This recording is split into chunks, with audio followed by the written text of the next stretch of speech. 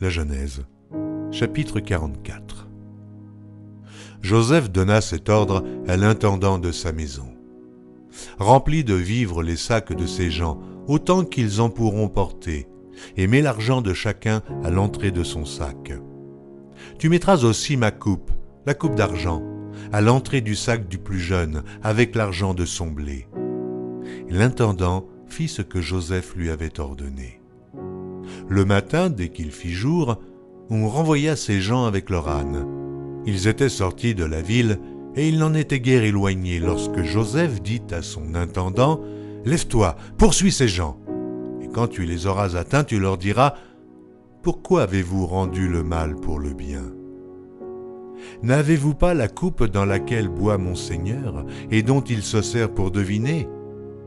Vous avez mal fait d'agir ainsi. » L'intendant les atteignit et leur dit ces mêmes paroles.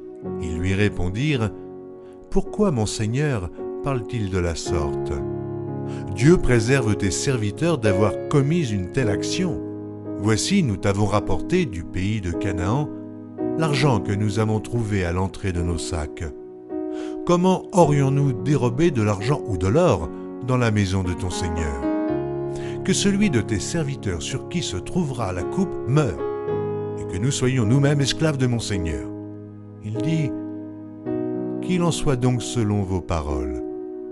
Celui sur qui se trouvera la coupe sera mon esclave, et vous serez innocents. » Aussitôt chacun descendit son sac à terre, et chacun ouvrit son sac. L'intendant les fouilla, commença par le plus âgé, et finissant par le plus jeune. Et la coupe fut trouvée dans le sac de Benjamin. Ils déchirèrent leurs vêtements, chacun rechargea son âne, et ils retournèrent à la ville. Judas et ses frères arrivèrent à la maison de Joseph où il était encore, et ils se prosternèrent en terre devant lui. Joseph leur dit « Quelle action avez-vous faite ? Ne savez-vous pas qu'un homme comme moi a le pouvoir de deviner ?» Judas répondit « Que dirons-nous à mon Seigneur ? Comment parlerons-nous ? Comment nous justifierons-nous ? Dieu a trouvé l'iniquité de tes serviteurs. Nous voici esclaves de mon Seigneur, nous, et celui sur qui s'est trouvée la coupe. » Et Joseph dit « Dieu me garde de faire cela. L'homme sur qui la coupe a été trouvée sera mon esclave, mais vous, remontez en paix vers votre père. » Alors Judas s'approcha de Joseph et dit « De grâce, mon Seigneur, que ton serviteur puisse faire entendre une parole à mon Seigneur et que sa colère ne s'enflamme point contre ton serviteur, car tu es comme Pharaon. Mon Seigneur a interrogé ses serviteurs en disant « Avez-vous un père ou un frère ?» Nous avons répondu « Nous avons un vieux père et un jeune frère, enfant de sa vieillesse. Cet enfant avait un frère qui est mort et qui était de la même mère. Il reste seul et son père l'aime. Tu as dit à tes serviteurs, faites-le descendre vers moi et que je le voie de mes propres yeux. Nous avons répondu à mon Seigneur, l'enfant ne peut pas quitter son père. S'il le quitte, son père mourra. Tu as dit à tes serviteurs, si votre jeune frère ne descend pas avec vous, vous ne reverrez pas ma face. Lorsque nous sommes remontés auprès de ton serviteur, mon père, nous lui avons rapporté les paroles de mon Seigneur. Notre père a dit, retournez, achetez-nous un peu de vivres.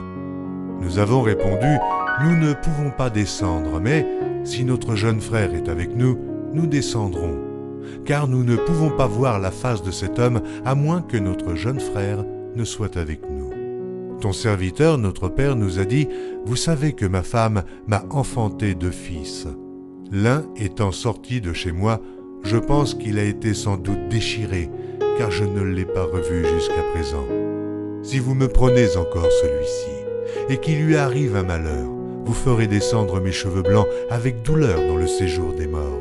Maintenant, si je retourne auprès de ton serviteur, mon père, sans avoir avec nous l'enfant à l'âme duquel son âme est attachée, il mourra en voyant que l'enfant n'y est pas. Et tes serviteurs feront descendre avec douleur dans le séjour des morts les cheveux blancs de ton serviteur, notre Père. Car ton serviteur a répondu pour l'enfant, en disant à mon Père, « Si je ne le ramène pas auprès de toi, je serai pour toujours coupable envers mon Père. » Permets donc, je te prie, à ton serviteur, de rester à la place de l'enfant, comme esclave de mon Seigneur, et que l'enfant remonte avec ses frères. Comment pourrais-je remonter vers mon Père si l'enfant n'est pas avec moi? Ah, que je ne vois point l'affliction de mon Père.